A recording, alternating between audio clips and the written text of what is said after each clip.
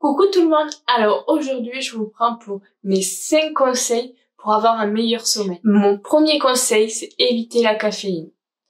Après 16 heures, bien sûr, mais tout ce qui est café, thé, coca, évitez après 16 heures. Franchement, c'est important.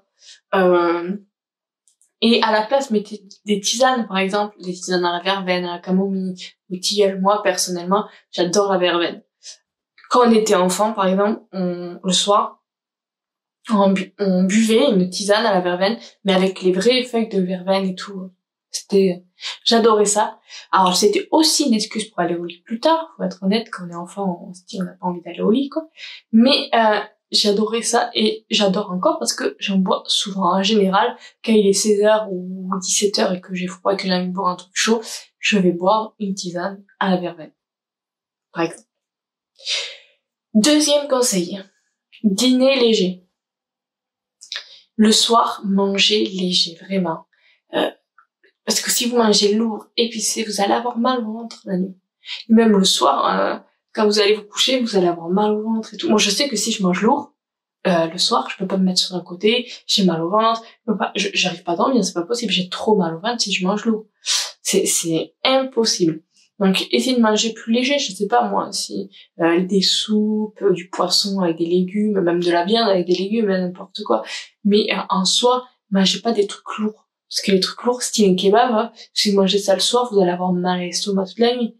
Je parle pour moi, mais moi je sais que si je mange ça le soir, je vais avoir mal au ventre, mal à l'estomac toute la nuit parce que j'ai pas l'habitude de manger aussi lourd le soir. En plus là, c'est les périodes des fêtes, donc en général, on mange quand même plus en soi, et le soir aussi parce que il y a des repas qui se passent aussi le soir.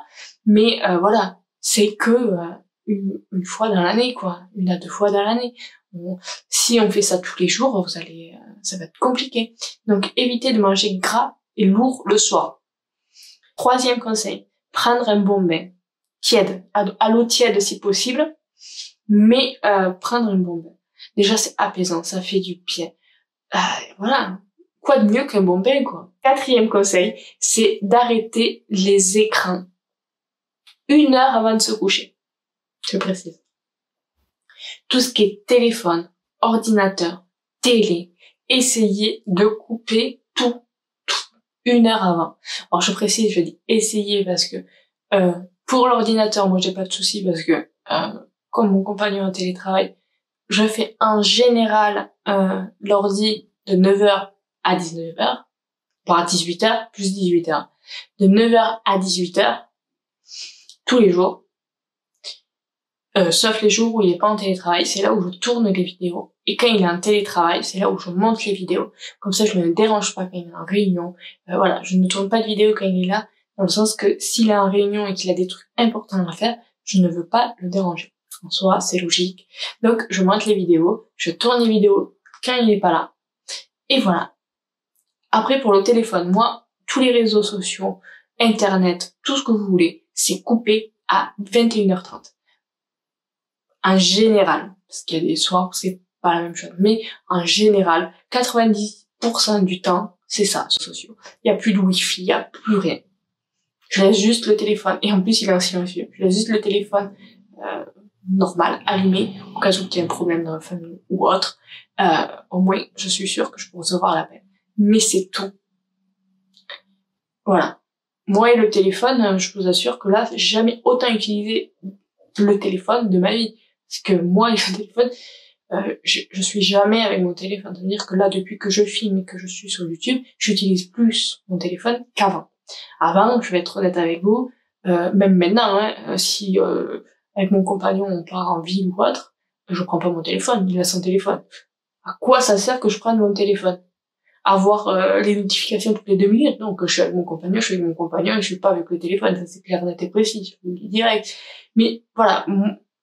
Et si je me dis, s'il y a un gros problème ou autre, mes parents, ma famille connaissent le numéro de mon compagnon, ils appelleront mon compagnon s'ils n'arrivent pas à me joindre. Ils le savent, de toute façon, ils savent que j'ai jamais mon téléphone quand on est tous les deux, donc bref, voilà. Moi, je suis pas une personne qui est toujours avec son téléphone.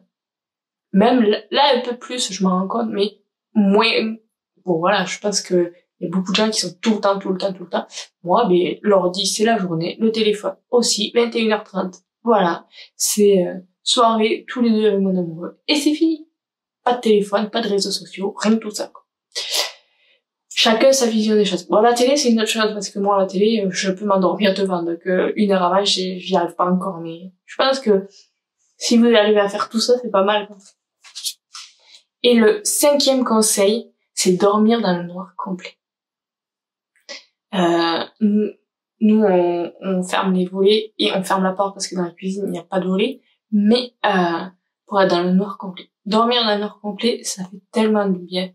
Au départ, j'y arrivais pas. J'avais peur et tout, d'être dans le noir et tout. Et, je sais pas, depuis que je dors dans le noir complet, s'il fait un peu de jour, je me réveille. Je peux pas dormir s'il y a du jour. Voilà. Et je pense que dormir dans le noir complet et dans le silence, bien sûr, voilà. C'est 5 astuces et vous me direz ce que vous en pensez.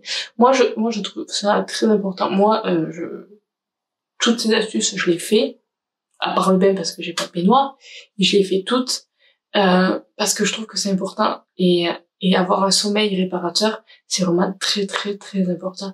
Si vous avez d'autres conseils pour avoir un meilleur sommeil, mettez-les en commentaire. Et là, on va partir ouvrir le calendrier de l'Avent. À tout de suite. Alors, voilà, on se retrouve pour le 15 décembre. Oui, 15. J'ai cassé la case.